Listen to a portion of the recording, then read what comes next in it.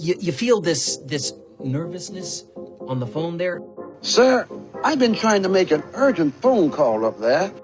Well, I don't think it's something I want to do on an overseas phone. You gotta make some phone calls. Hang up the phone. Prank caller. Ladies and gentlemen, welcome once again to Packernet After Dark. This is the call-in show of the Packernet Podcast Network. If you'd like to call in, if you'd like to participate in the show, please feel free to do so. The phone number here is 608-501-0718. New callers go directly to the front of the line. You know what's funny about this? I just had this weird feeling. I was going on my tirade all last week that I'm tired of the whining. I don't want to hear it anymore. Enough is enough. And we won the game, which is great. But if I were to take the pulse of social media, nobody's happy. Everybody's mad. The Packers are terrible. The season's over. It's borderline insane to me. I'm not saying that I wasn't frustrated with some stuff, but I mean, it was a double-digit win. We scored, 27, and we held them to under 20. In the NFL, that's good on both accounts. And I just thought, I wonder if there's just going to be usually there's a ton of calls after a game. I wonder if there's going to be almost no calls because everybody's just going to be thinking, I'm not going to call and complain to that guy because he's just going to yell at me. So we have 8 calls to get through.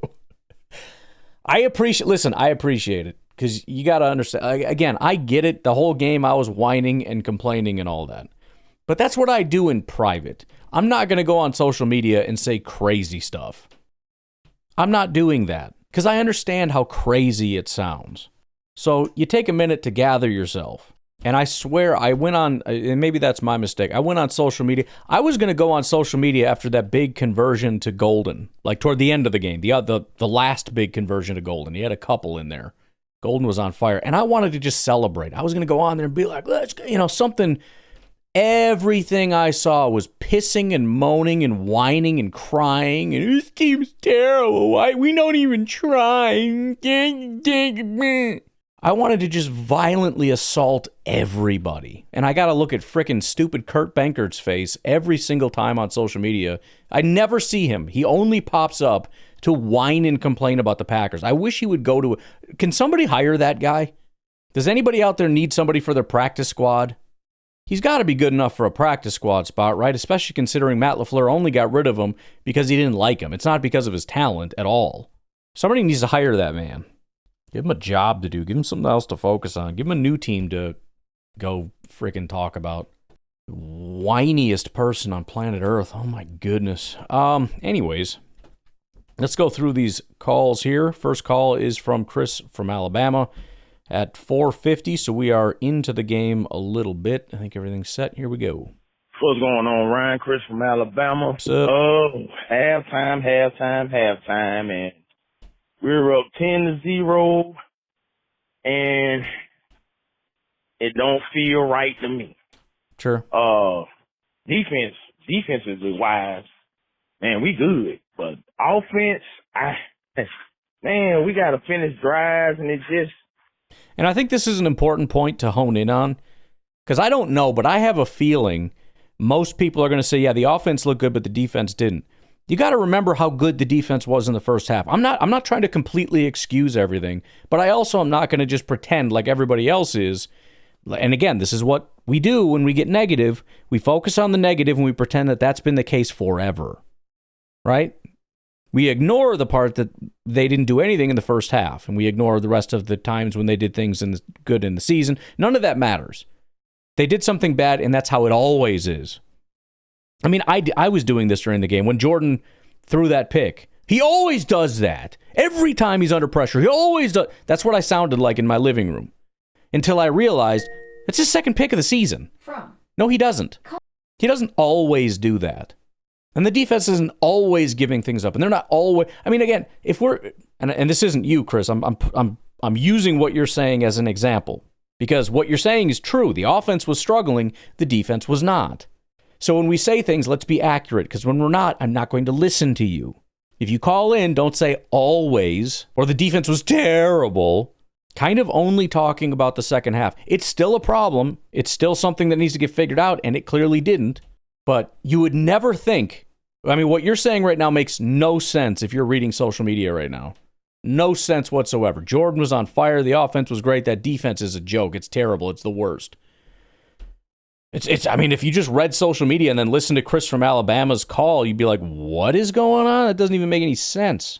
I mean, I'm looking at the numbers for Love, and I'm looking at how the offense is going, and it just look like we can go at will, but it's just like we beating ourselves, man. It's just like we are, can't finish the drive, bad interception by Love. I mean, it looks good and looks bad at the same time. I mean, Stop. we should be definitely up way more than 10-0, but I mean, being the circumstance of how the defense is playing, I think we can get that turned around in the second half. Hopefully we can.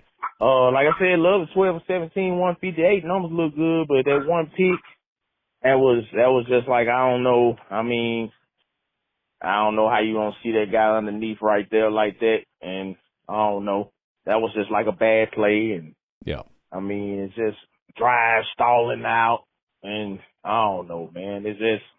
We just need to tighten up in the second half. We ain't in no danger or nothing. It just doesn't. Yeah, I think, that was a bad play by Jordan. I can make a lot of excuses for him. The offensive line broke down again. It was terrible. Potentially guys not getting open, whatever. But also it was a bad play by Jordan. You shouldn't have done that. I mean, there was nothing. You could just feel it when he started drifting backwards and fading away. It was like, oh, don't do it, don't do it, don't do it. But again, he's been so good for so long. His second boneheaded pick of the season in, 5 games? At some point, you got to have a little bit of grace. At some point, you're being like me in my living room. I'm being nitpicky. To sit there and pretend that this is what he does all the time. Dude hasn't thrown a pick in like a month. And I'm sitting here talking about every time he's under pressure. All the time. It sucked. It hurt us big time. But sometimes it's just stuff happens. Now, if this was a bigger issue that if he was actually doing it all the time, it would be much more frustrating. In this case, that's kind of Jordan. He has that tendency a little bit to be, I got to make a play. I got to do something here. And you can kind of feel it. I mean, and again, he's not Brett Favre and he's not Aaron Rodgers, but there is a little bit of that with, with Brett Favre. I mean, Brett Favre was worse, especially toward the end of his time here. I remember every time there was a deep ball, and there were a lot of them with Brett, every single time you knew somebody was catching it, it was just a question of which team. Someone is at the front door. Yeah, I know, dude. I know someone's at the front door. Somebody lives in my front door. I got a homeless person that's sitting out in my front yard, apparently. All right, I'm sorry. Go ahead, finish. Look terrible, but it's just we need to finish drives. Just finish drives, get in the end zone, and go ahead and handle our business. And this should definitely be in the second half. How it looked like it was trending in the first. I mean, a blowout is definitely what this should be, and it shouldn't be nothing less than that. But we'll see in the second half, see what we got going on. But like I said, I'm not really concerned. I just wish we'd just go ahead and finish the drive because Cincinnati cannot do absolutely nothing. I'm actually surprised Joe Flacco is even starting in this game, but I guess don't matter to me. It ain't my team. That's what y'all want to do. Do what y'all do. But go Pack, go. Get ready for this second half, man. We go ahead and handle our business. Go ahead and take out here with a victory and look convincing doing so, hopefully. But go Pack, go, and I'll talk to y'all later. Yeah, and I got thoughts, but I want to do my whole podcast for tomorrow today, so I'll leave some of them for whatever. But look, I mean, the long story short is that not everything has been fixed, but we got our W. We got a pretty comfortable. I know it didn't feel comfortable, but you look at the score, that's a relatively comfortable W. You look at the offensive and defensive points, none of those are disappointing. Of course, I would like a bigger blowout, and there are things that I wish were better that they're not, but it's also not week 15 yet. So there is still time to be patient and figure this crap out. They do have to figure it out, but they don't have to figure it out today. Today, they needed to get a win, and they did. That's all I can tell you. But this catastrophism this doomerism of, oh, this team's terrible and we're never going to win a Super Bowl. Okay, well, it's not the playoffs tomorrow, so maybe we should wait to see what they can do come that time. That's all I can tell you. It's the best I can do for you. What up, Ryan? This is Nico from Idaho. What's up, man? Me and my son's dog, Silvio, were watching the game. I sent you a picture. Thank you. He's a huge Packer fan. Good. But like I said, he can't speak English, so he wanted to call you. Anyways, it's halftime. I mean, Train your dog, bro. we're chipping away at offensively. I'd love to see an explosion in the second half. I do like how I wanted to make a comment so bad. we called the timeout right before he kicked that field goal, so the longest field goal doesn't happen. That was great. That's the best coaching move ever. No, you can no longer say LaFleur is a bad coach, folks. Right. Because he did that. Defensively, I mean, they're totally stopping them. Although it is the Bengals, and you got a brand new quarterback. Silvio, I'm on the phone. Leave me alone. Sorry, he's just sticking his face in my face. I wish he had more sacks. Face out of my face. I didn't even look. We haven't had a sack in like a year. I was watching the game, but I was kind of halfway paying attention because I had people on the phone with me and stuff. But I would like to see more sacks. Well, we don't have a sack. Like I say, they can't move the ball. I hope that doesn't change in the second half, and I hope we get better in the second half. But I'm just happy to not be losing.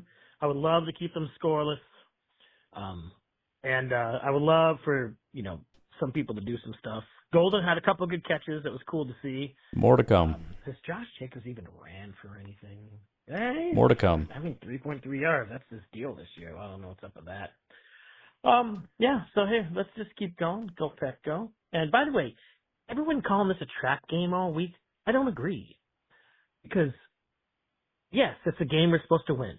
But just because you're supposed to win doesn't mean it's a trap game. That's what everybody says all the time. Every game is a trap game. Every team is favored to win. Right. But I think one of the major components of a trap game is kind of a game you're just overlooking. Like the perfect example of the Cowboys. When they played the Bears, I think they overlooked them, and the Bears smacked them. Then they played us. I think they were really focusing on us because we are their Super Bowl now, right? So this is not a trap game. It's a game that I think our team is like, shoot, we have to win this. They're not overconfident. They know they can win, but I just hope they don't screw it up in the second half. Silvio has his custom number 1 jersey on, as you could see in the picture. So that's probably going to be it. He didn't wear it last week, or 2 weeks ago. Maybe it was my fault. Sorry, guys. Probably. Anyways, go Pack, go, and let's continue to push their face into the curb. Got another halftime caller here, Jared, the Uber driver. Hi, this is Jared, the Uber driver from Texas. So, not much to say. We're winning, but should be winning by more. Kind of like the Washington game.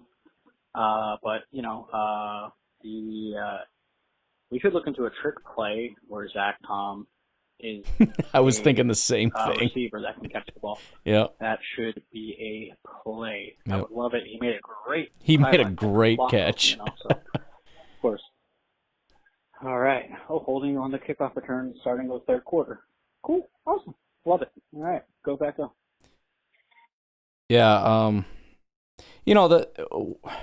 One of the probably be a theme for the podcast tomorrow. Now that I'm thinking about it, but there are some bad things, and there are things to work on, but there are also some encouraging things that we should be excited about.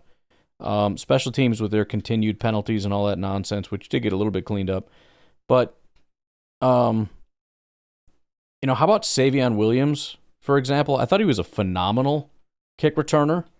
I think he did a great job. I think that's something to be excited about. I think the emergence of Golden is something to be very excited about. I think the continued dominant play of Jordan Love is something to be excited about. The fact that Zach Tom is back, even if he didn't have the best day in the world, is something to be excited about. The fact that we got the run game going, even if it's against Cincinnati, it's still something to get excited about. We started getting play action off of it. There are things to be discouraged about, but there's also still growth. There's still areas of improvement. They're still figuring things out. They're still getting guys back healthy. We're still down potentially our top 2 receivers, although I still think Golden is our top receiver. We just have refused to acknowledge it. But still, Reed and Watson are massive parts of this offense, and hopefully we get Watson back by next week. The defense has got some work to do for sure, but I'm still encouraged by, and I know it's going to be a point of contention. We have no pass rush. I absolutely don't agree. I think the pass rush was there all day. The 2 major problems is we still can't cover. I saw an unblocked defender not able to get to the quarterback in time, to give you an idea of how tragic this situation is. And yes, Joe Flacco's doing that stupid thing again where he's playing out of his freaking mind. I don't even know how you do that. Like, an unblocked defender comes right at you and you still can just flip that ball out of your hand in less than a second and get it to somebody. I mean, it's ungodly. That touchdown, a handful of those passes were just like so perfect. It was just like, you've got to be freaking kidding me right now. So, I mean, you can say what you want about Cincinnati, but let's also not forget that when Joe Burrow was there, this was a top offense. It became one of the worst offenses largely because of the quarterback. And the idea that Flacco's not really an upgrade over this quarterback is bullcrap. That is a bold-faced lie from the pit of hell. It's not to excuse the defense's inability to freaking cover, but it is to say that Flacco, we've seen, can execute that thing, that I don't know that the other quarterback could have. Still got the W, though. Anywho, let's take a break. We'll come back. I think we're finally going to get on actually, it's another hour, so we're well past the halftime with our call from Nico. We'll be right back.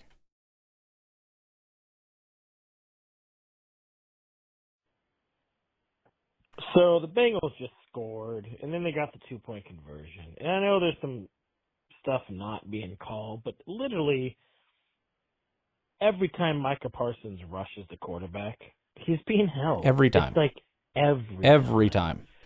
And egregiously so. I think we all saw it, by the way, because I saw somebody else post it online. The play where he not only got held the entire time around the corner, but the guy grabbed him and tackled him to the ground. I mean, usually, they're getting so egregious with it. Usually when you tackle a guy to the ground, that one doesn't get missed. They are just refusing to call anything against Micah Parsons. I mean, I don't even care if I'm being that guy with the refs. I don't even care. I mean, it's not like we lost. It is. I would be making I would be going. I don't know if you get a fine for this or what, but if I'm Matt LaFleur, I'm making a statement publicly about them refusing to call plays about Micah, because this has to get out. You have to put pressure on the league to make this a thing. Because if you're complaining in private, they're not doing anything about it.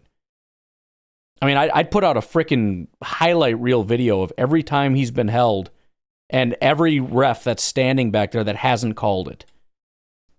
And say that I demand an answer on this.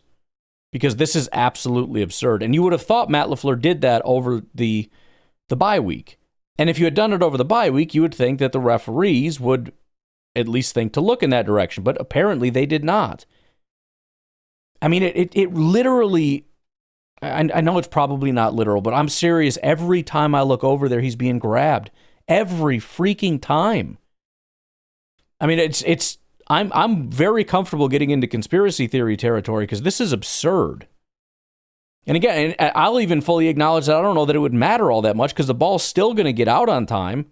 So I don't think he's going to get the sack, but I want it called because they're doing it. You have to call it. You have to call that. Oh, I mean, it's making me freaking sick. I'm going to put together a highlight reel of his holds. That's what I'm telling you. I'm going to do that because I'm freaking pissed. Emotional because I've had a couple of drinks and I'm watching the game with.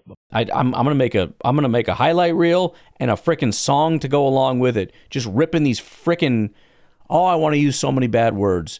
These foo-foo, but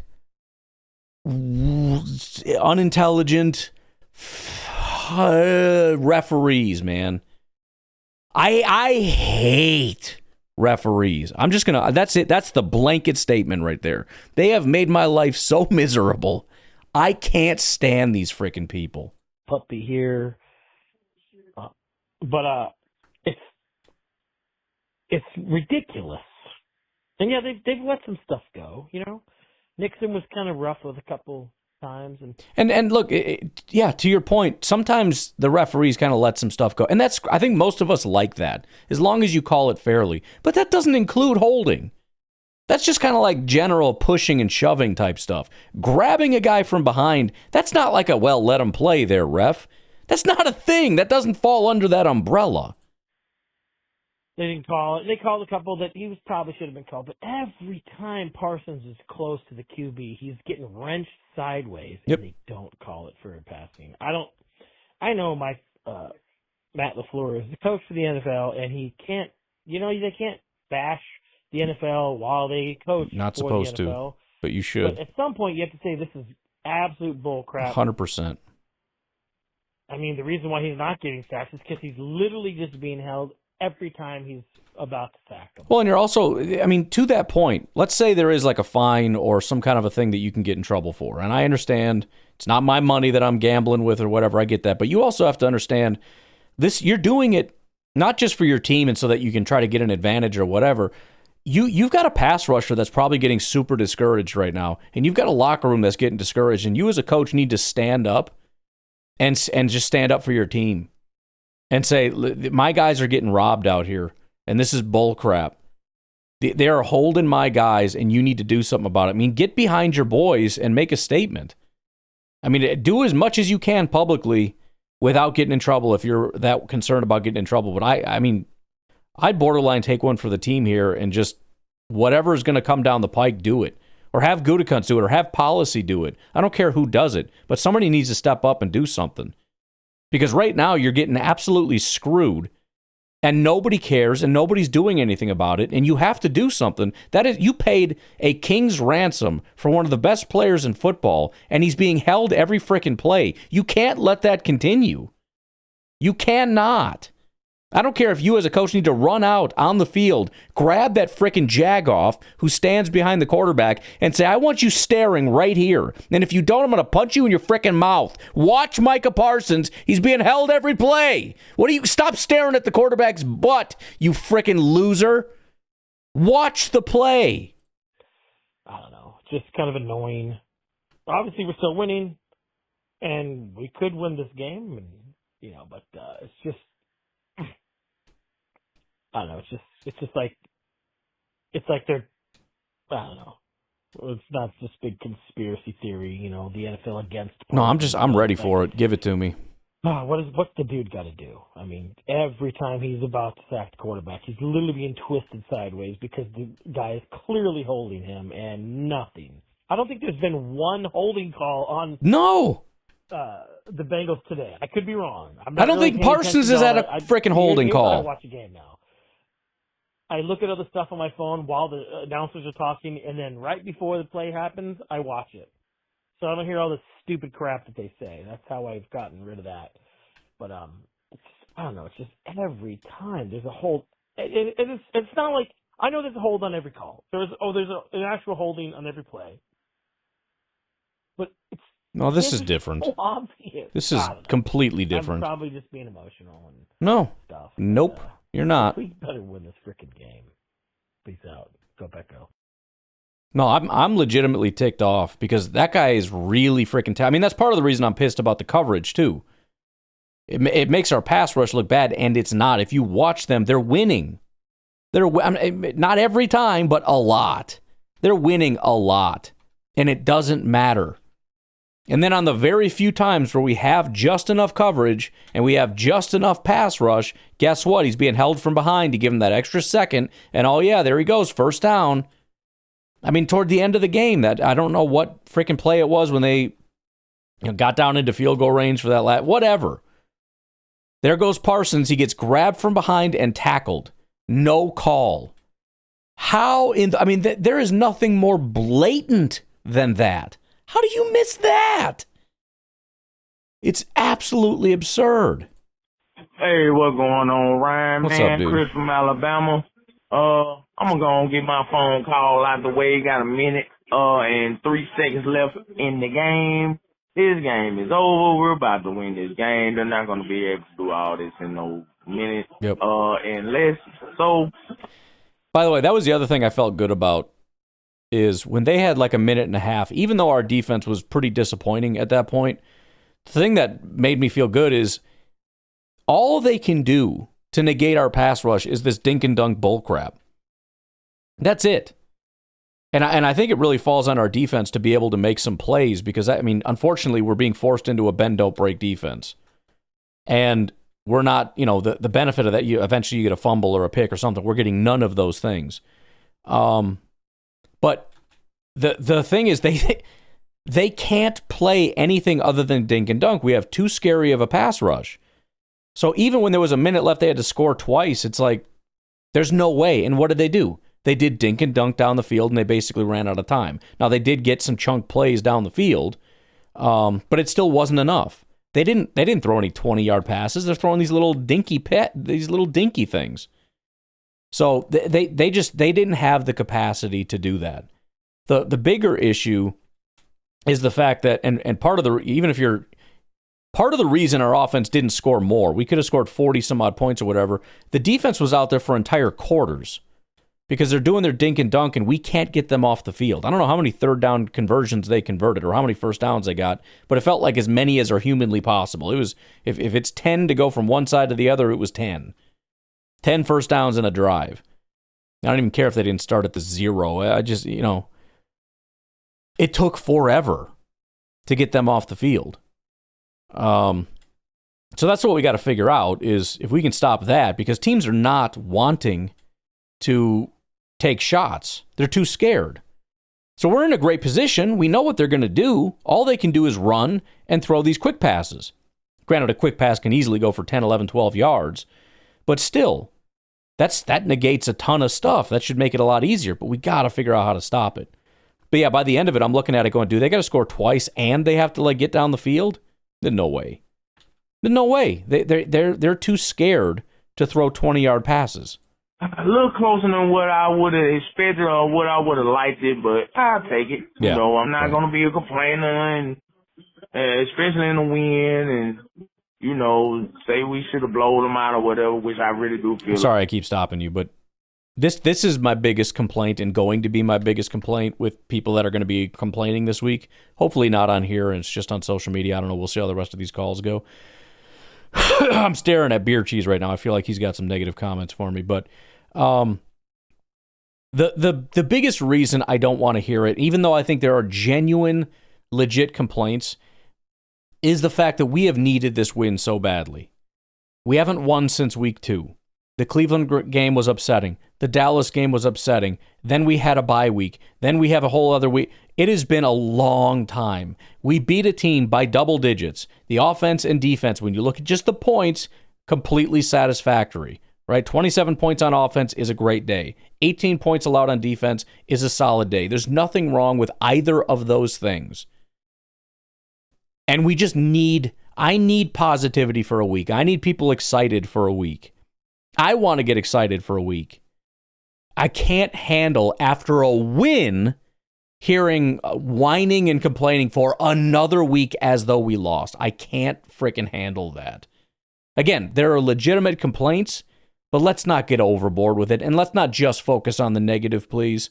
Okay, there's negative and positive. There are concerns and things to be excited about. And if you're just going to focus on the negative and tell me that we can't win this or that or whatever's going to happen in the playoffs or we're going to miss, I don't want to hear it because that's not an intellectual thought. It's just whining. It should have been way closer than 9 points, but it is what it is. Let's go back to the drawing board and improve on what we need to improve on.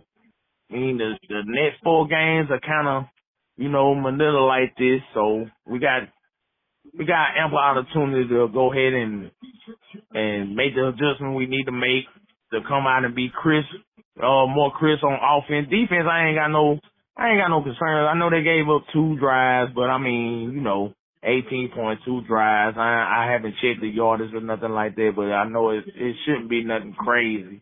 So, all in all, good win. Let's go ahead back to the drawing board and make the adjustment where we need to make the adjustments on both sides of the ball. The fill-in kicker did decent. He didn't have to kick nothing crazy. So the regular field goals and extra points he had to kick, he did what he had to do. Cool beans. Hopefully, Matt Manners will be back here pretty soon. Hopefully next week. If not, we know we got a kicker that can at least kick regular kicks. So that's all I got to add on this game, man. Is good win, 3-1-1. Let's keep continuing to build up these wins, especially against opponents that we need that we are expected to beat. But go Pack, go, and I'll talk to y'all later. He missed that field goal. That was good timing. It reminded me, I think for tomorrow's podcast, we got to do some game balls because that kicker deserves a game ball for sure. For sure. I don't even remember his name. That's why I called him that kicker. I don't remember what the guy's freaking name. I'd never heard of that guy before. I was super nervous if it came down to him, we were going to be in trouble. He came out as clutch. I was never even, there wasn't a single kick I was sweating. I mean, once he kicked it, I was sweating all of them. Even the extra points I was sweating. But there weren't even those kicks where I was like, oh no, it just snuck in. It was just like, oh no, that's all right. Good job. You did it. This is just light work, dude. Like, who are you? Where did you come from? Because I feel like there's a lot of teams that don't have kickers and you're coming in here just freaking knocking all these out of the park. We needed him today and he came in clutch. So kudos to him. Kudos to our scouting staff and all that, because there were some notable names that we've heard before. And they went out and got this guy that I've never heard of, which is a risk, but heck of a good one. So somebody to keep an eye on too, because I don't think this McManus thing is probably a super long term. Maybe it is. I don't know. But yeah, we got to do game balls, and that's one of them. And yeah, look, I think for me, there's still two main concerns, and really, maybe you can call it three. I don't know. Offensive line. And then the defense's inability to cover. And specifically in terms of like getting the ball out quickly, we don't have an answer for that specific aspect of it. And they were doing it again. When it's man coverage, what do? Quick slant routes, boom, easy money. When it's zone, what do? They run their quick little hook curls in those open zones and get somebody open, or they leak the running back out into the flat or something. Just real quick, easy stuff. And when the pressure gets there, and it does a lot, not all the time, sometimes it doesn't, but at a very high clip, the defense was consistently being able to beat their guys. It just didn't matter. Like I said, I saw basically two guys get there in less than a second. Flacco still got the ball out for completions in both of those cases. I mean, these are things that should never frickin' happen. You know how discouraging that is as a pass rusher? I'd be pissed if I was the pass rusher. So I don't know what the answer to that is. What the heck are other teams doing? Why can't we do that to everybody else? It was funny because I feel like toward the end we kind of were doing some of that. We were doing some stuff. I'm like, dude, that's what they do to us all the time. Let's keep doing that. That quick pass to Musgrave and a couple to Dobbs that were in there at the end of the game. It's like, dude, if they're going to keep doing that to us, why don't we got guys that can run that? You tell me Golden can't burn some guy in a quick little slant, or Dobbs, he does that all the time anyways. We're going to do game balls tomorrow for sure. We'll talk about the negative, whatever, but it is a win, and I'm excited about a lot of people on this team, and we're gonna spend some time on that. Let's do one more because we got we'll have 4 to end with. Here's Steve in Alaska. Should be the end of the game. Hey Ron, Steve up in Alaska. Just here to call in and say it's nice to be back in the winning circle. Heck Looking yeah. forward to having a victory Monday. Got to listen to the game with the boys, because I can't see it. They're playing the Niners game out here. But sounded like everything went pretty well. We made it through the game. Didn't sound like there was any kind of significant injuries. I wasn't too sure on that. That's another big question. But yeah, take the win. We'll be happy. If anybody wants to grumble that we didn't win big enough, they can shut it. It was a good, solid win. Win, man. That's all there is, and we're back in it. We got a game against another team coming up next week and the Cardinals that are, kind of iffy, much like the Bengals, but we get them and we're right back in this thing, man. So go Pack. Let's all enjoy our victory Monday. I think that's it. And, if you want to say that we got to be better if we're going to beat the Cardinals, I think that's entirely fair. You can say that. But that's a next week thing. Next week they have to be better. Yeah, I agree. I think next week they're going to have to step it up a little bit. to be able to pull off that win, and that's a reasonable thing, but that's a next week problem. This week, we needed what we needed to win the game, and we did it. And that's, why do we always play down to our competition? Why are you always whining? Maybe we played up to what we needed to do to win. Maybe that's what we did. Losing is an option, right? It's possible to lose games. So maybe we did enough to win the game, and by, again, a pretty decent margin. So, again, it's just something to whine about all the time. We played down to our competition. Why? Because we didn't win by 15? We won by 9 or whatever it was? How many more points would have made it a blowout? What do you want? What do you frickin' people want, dude? None of the callers, by the way. I have no issue with the callers. Social media. I'm just staying off social media, dude. I'm sticking to politics. It's less depressing. There's less whining and complaining and rage in my political Twitter than there is on Packers Twitter. It's ridiculous. All right, let's take a break, and we'll come back with Goose on the other side. Hey, Ryan. Goose here. What's up, dude? Calling after the victory, and I want to keep this mostly positive. I want to say that Jordan Love continues to just be phenomenal. Agreed. Amazing. He's doing everything he needs to put this team on his back. I think we just had pretty much a breakout game for Golden. Yes. The receivers played well in general. Kraft showed up at pivotal moments. Huge. Josh Jacobs looked great. Dobbs was beautiful. I'm really happy with all of that. The offensive line still looks terrible, but they are quite injured. I'm going to try not to be too harsh on them, but... Yeah, it was Zach Tom's first time back. It was Morgan's first time back at right tackle. We got Banks back. So 3 guys were basically in new spots. We'll see what the grades look like. It seemed like things improved in the second half, pass and run blocking. But it's not up to the standard that we're used to. It's not up to the standard that we should expect for this team, obviously.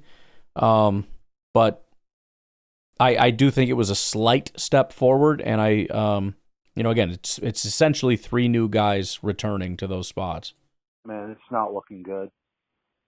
On defense, our guys are getting pressure all night long. Yep. I thought the coverage was pretty darn decent. It was a little frustrating. The defensive tackles we're missing Wyatt. Yeah, that was rough, too. That was pretty rough. I'm just so tired of seeing Joe Flacco, and I can't wait to never see him again. Giving us performances that you don't see him have against other teams. I am convinced the Packers could play the best team in the league and look the exact same as they did against the Bengals today. And that is a fair point, too, in terms of coverage. Like, I am frustrated by some stuff, but some of those passes, like that the touchdown pass where he was being held by Keyshawn Nixon. Keyshawn's freaking holding the guy. He's committing a penalty. And it is a perfect pass and a perfect catch. There was another pass that I think it was the same thing. I think it was Keyshawn again and Chase, I think. And I watched it, and I'm like, did that ball teleport through both Keyshawn and Chase and go into his... Like, how did that even happen? Never seen a more beautiful pass into the tiniest, most perfect spot. If it's anywhere else, that thing is broken up or something. I don't know how that was caught. I don't know how the ball got there. I don't understand what I just watched. So I'm still frustrated that there was that inability to stop the short passes. There were also just the most ridiculous, and I am so tired of that, guys that are having their best games ever against us. And it's not because, it's because you're bad. Bro, I'm telling you, if Jordan Love made some of those throws, they'd be talking about this guy is going to be in the Hall of Fame. It defies my understanding. Flacco's not that good. He shouldn't be able to make those throws. And I know some of it is the receivers being dominant, But that ball still had to get right there, and it did every time. And he's under pressure, and he has no time, and he just turns his head real quick and boom, throws a quick pass. It's not off target. You think, could I get you to overthrow a guy? Can you burn one into the ground? Can you accidentally get one to our defender? Because usually when you're under pressure and you have to make quick throws and quick decisions, balls end up in risky situations. This guy didn't miss. He doesn't freaking miss. Oh, it's so annoying. It's so annoying.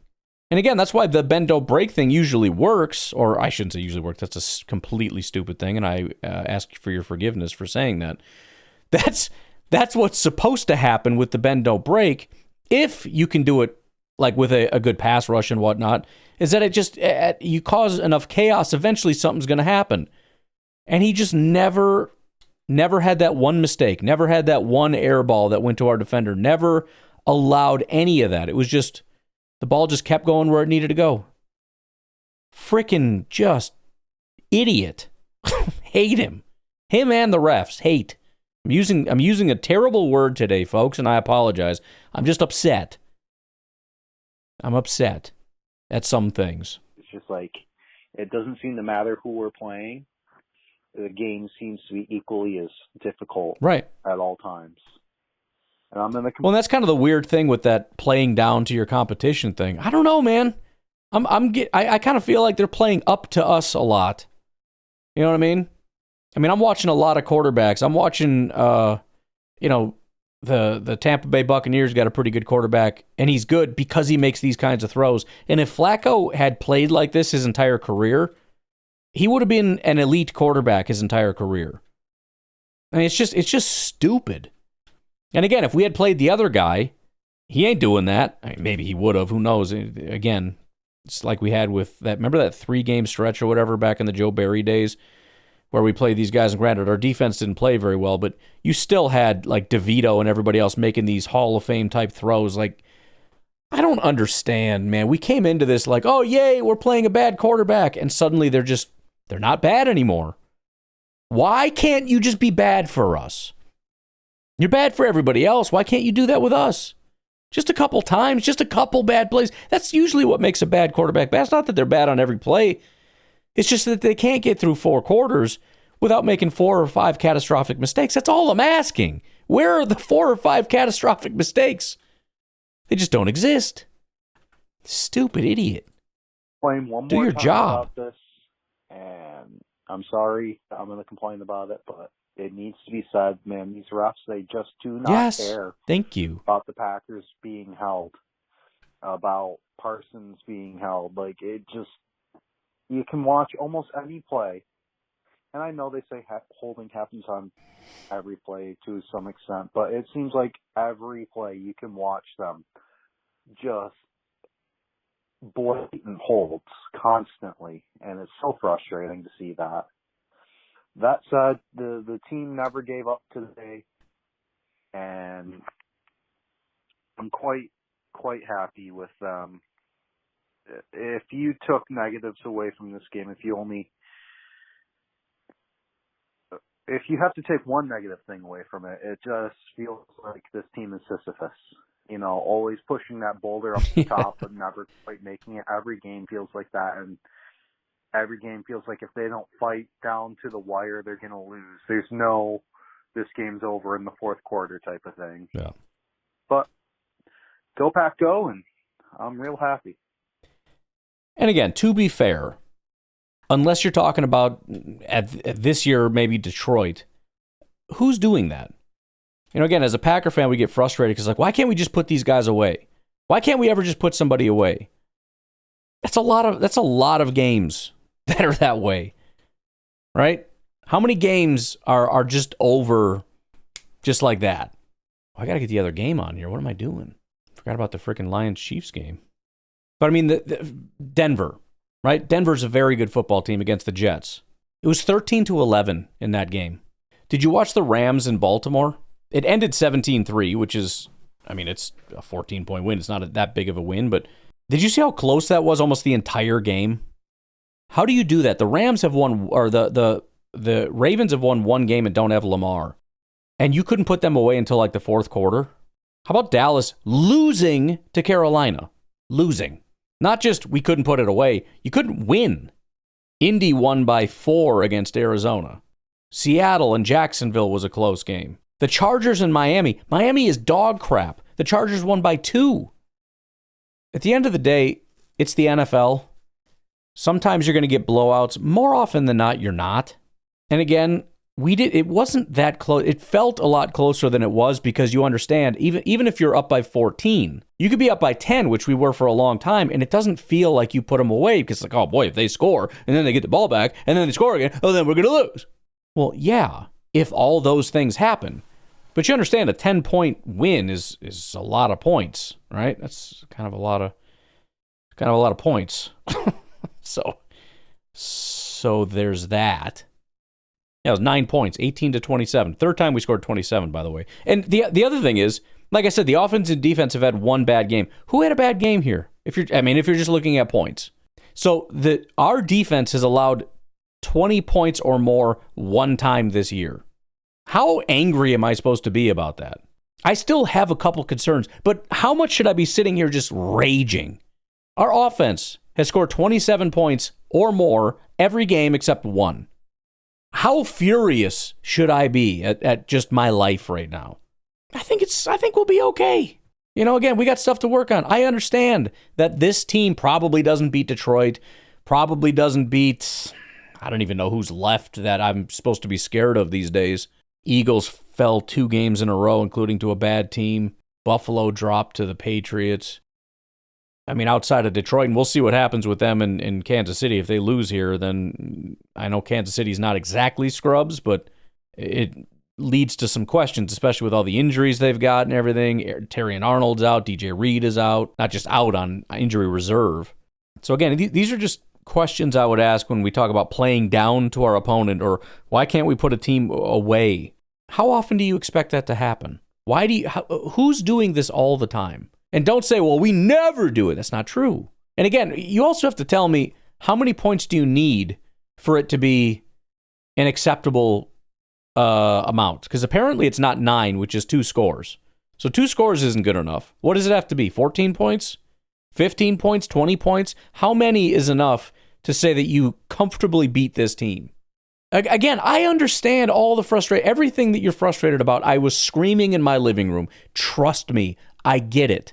But once we get to the point of reflection, once we get to the point now, good, they're just kicking off, so I didn't miss anything. And we really sit and reflect on this, on the team and the season. I'm not saying we're back to being that powerhouse from week 1. Nobody thinks that. Nobody's saying that. But what exactly am I supposed to be throwing a temper tantrum about? Give me a break. All right, man. Beer cheese. I need you, brother. Oh, don't you tackle him, you stupid jerks. Beer cheese, I need you, dog. If you can give me a positive call, then we got Uncle Rico. I think we can do a clean sweep.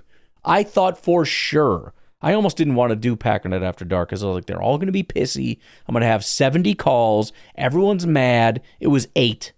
And I thought maybe the angry callers aren't calling, and maybe we'll be okay. Beer cheese, I believe in you, dog. I believe in you. We got this. Ryan, Beer Cheese Benny here. What's up, Packers dude? just win. Heck yeah. 27-18. I just love Golden, man. Yes. I Me love too. how they involved him much more. And that dude just freaking catches the ball, and he does what every receiver that I've ever wanted to do, he does it. He gets the ball, and instead of trying to run into everybody, he just he goes and he finds the holes, and he gets the extra yardage. He's so fast. He's so elusive. His hands are so good. That first deep shot down the sideline, it's you look at it like that was a perfect throw, but it was a perfect throw, and I'm not knocking Jordan. It was a perfect throw because of Golden. Golden ran under the ball perfectly so that it would fall in the right spot, and his super late hands to get that ball so he didn't telegraph where the ball was so the defender couldn't block it. Nice D. He is... I love it. And we saw the speed. We saw his ability after the catch. I almost died when I thought he dropped that one pass. I was cheering in my living room when I saw the defender broke it up because I couldn't stomach the idea of him dropping a pass like that. So I was actually happy to see that the defender made a great play on that. No, man, I agree. And of all the things to get excited about, a golden breakout that we've been waiting for, I agree. I think that this might have been it. And really what I care about for the breakout, it's not even the statistics or anything. It's just that I want LaFleur and Jordan to start trusting him and realize, for Jordan especially, I can just throw it up to him and he can make a play. And the more he recognizes that, the more he's going to do it and the more opportunities. Even if Golden's not open, he's open. That's a Devontae characteristic, and I'm not saying he's as good, but I'm just saying once you recognize that he has that ability, you start saying, you know what, it's one-on-one, I'm going to throw it up to my boy. I got like a 70% chance he's going to make a play here. Amazing, man. And that throw that Love had to Golden's on the sideline, it was just a dot, man. It was a great throw. Yeah. We finally saw Jacobs. Finally saw him get the production that we know rumbling he's capable of. But I don't understand Love, man. I mean, like, he ran for that one where he could, like, at the end of the game where it ended up being 3rd and 2.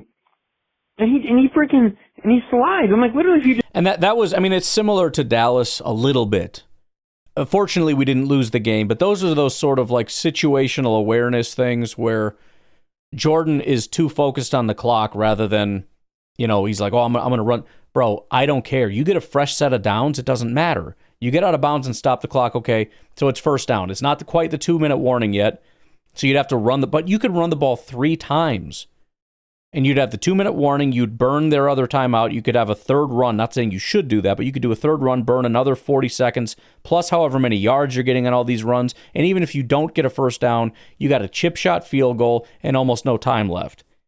I mean, that would have been catastrophic. However, who was it that came back and made up with that? I'm pretty sure this was the same series. With his legs was Jordan, who made a couple heroic, I mean, the stuff that he did with his legs in this game, too, were pretty phenomenal. I mean, it's not just like, oh, he's got speed or anything like that. It's a lot more than just worrying about his speed. I mean, he's making guys miss. There were two different times where I thought there's no way, and he actually made something out of it. So that was a bad decision. It was bad situational awareness.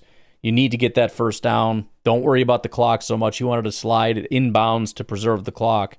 Screw the clock. We need the first down more than the time. So I think that was kind of similar to what happened in Dallas. Situational awareness and being more worried about burning clock than going and doing the thing. But again, it ended up being a pretty minor thing. It's a learning situation. Just go fix it and don't do that again. Like he had it. He had the first down. If he just gets the first down, you got an extra set of downs. And then you don't have to worry about that whole play. And I don't know why they didn't just run one there, like run a play. They were going to kick a field goal anyways, or regardless. Just run one down the middle. It's 2 yards. I didn't get it, but Love, I feel like, has all the talent. He just his brain needs to work better. The whole thing. Yeah, and again, I mean, it's we don't want to get too nitpicky, right? I mean, I think his brain was probably working pretty well on 95%. But yeah, there's a couple brain fart moments. That interception was stupid. That shouldn't have happened.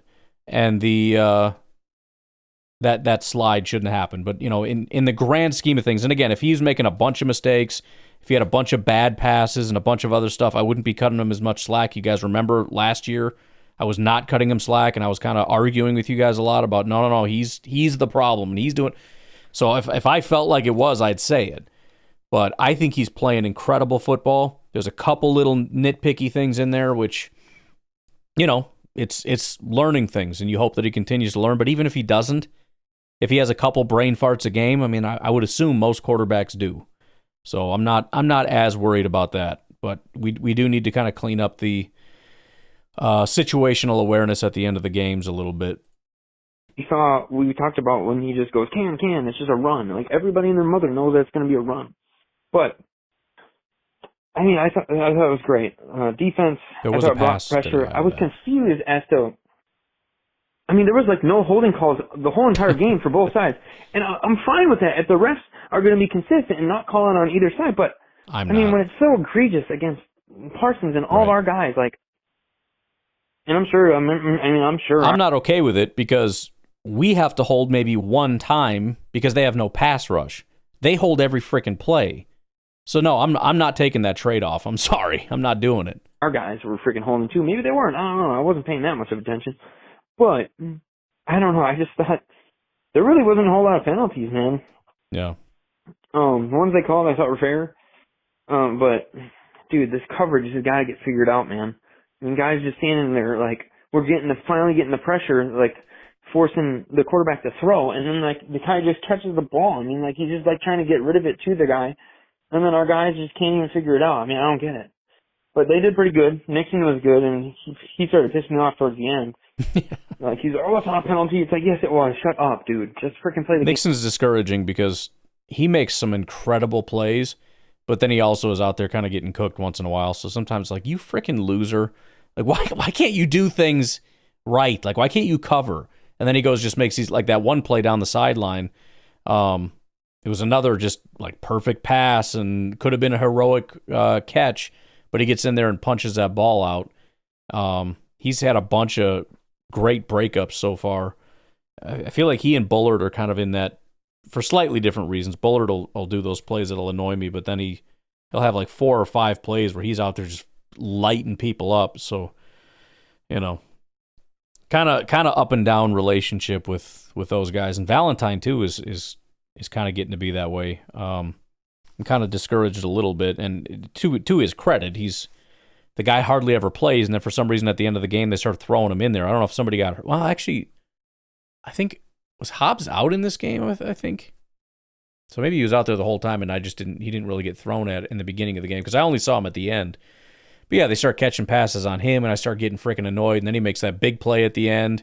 And then I'm like, all right, no, you redeemed yourself. That's cool. And then he starts screaming at the sideline, and I'm like, you freaking idiot. Stop.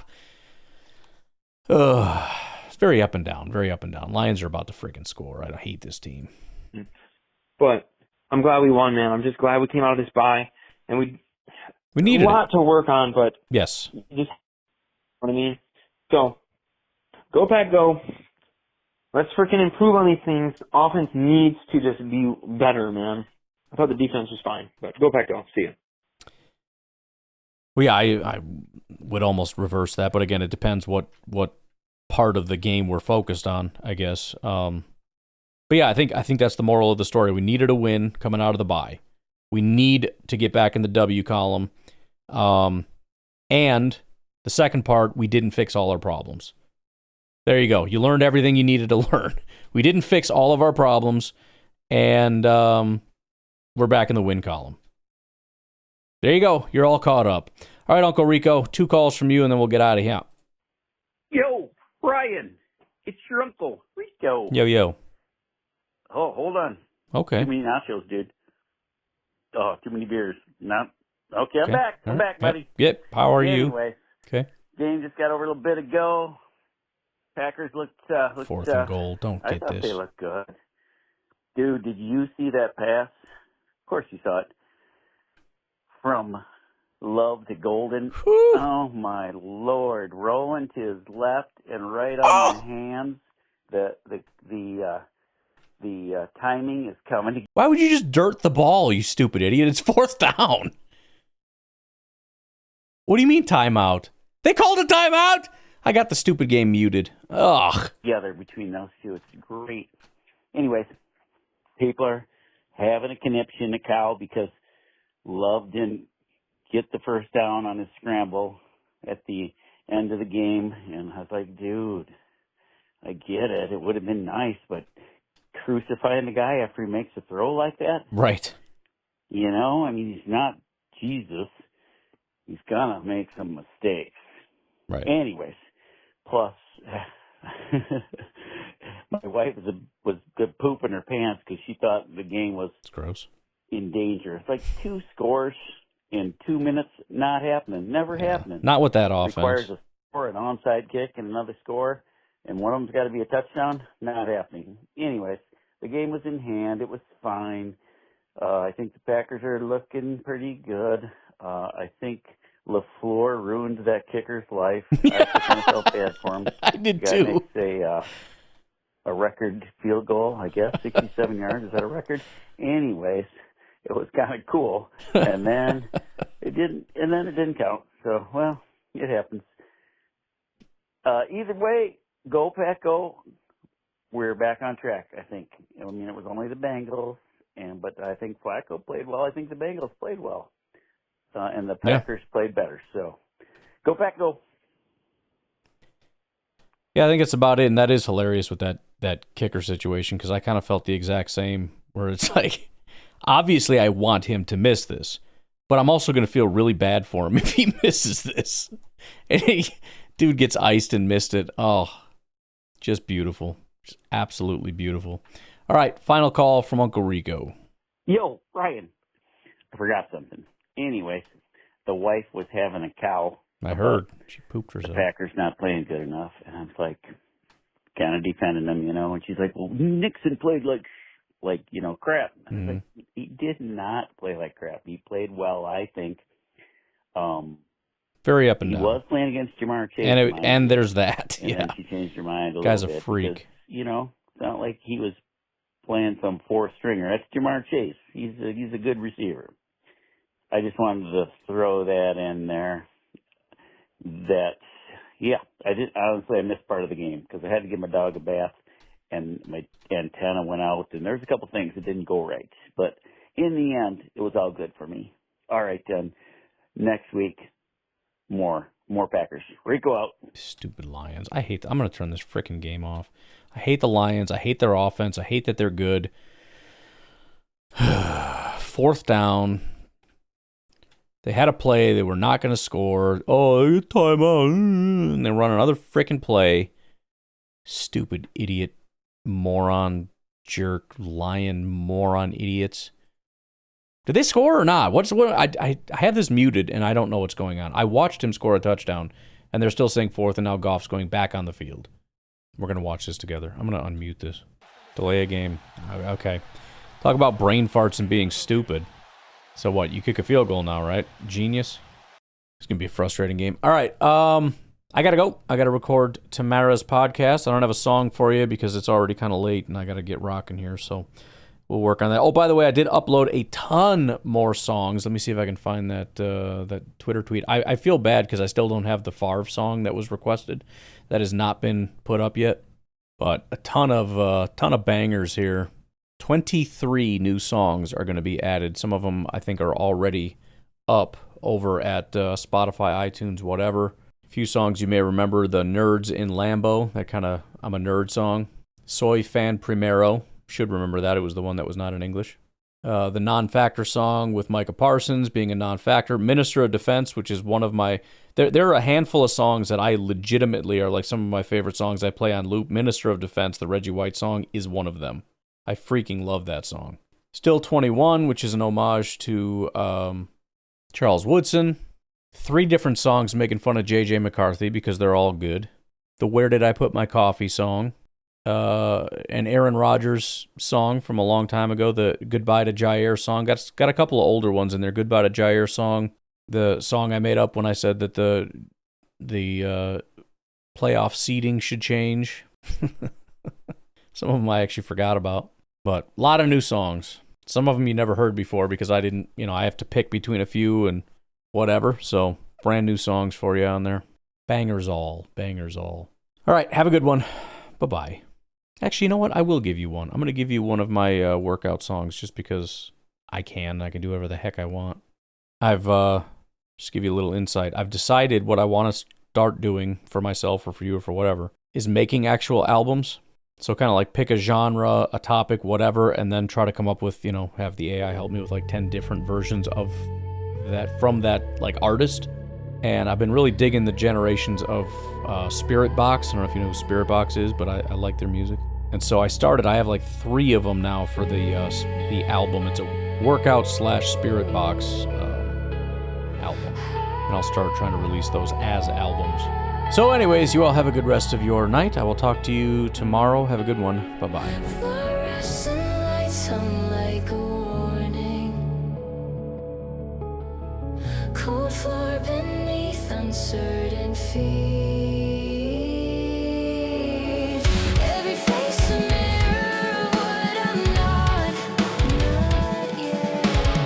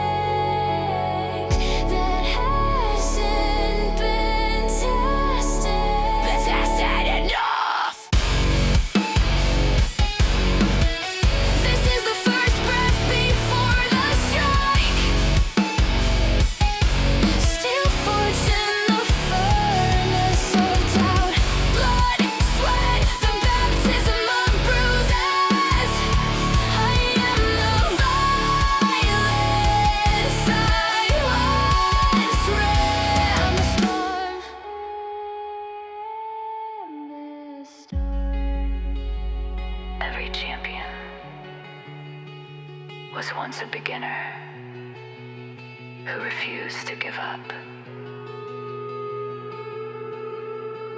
Count the breaths between rounds, count the seconds you survive, count the versions of yourself you buried here.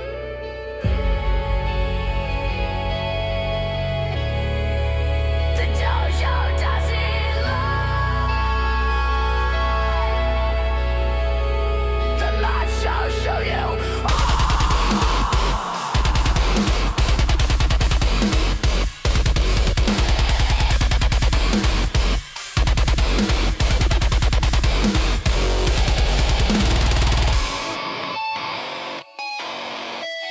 This is the first breath before the strike.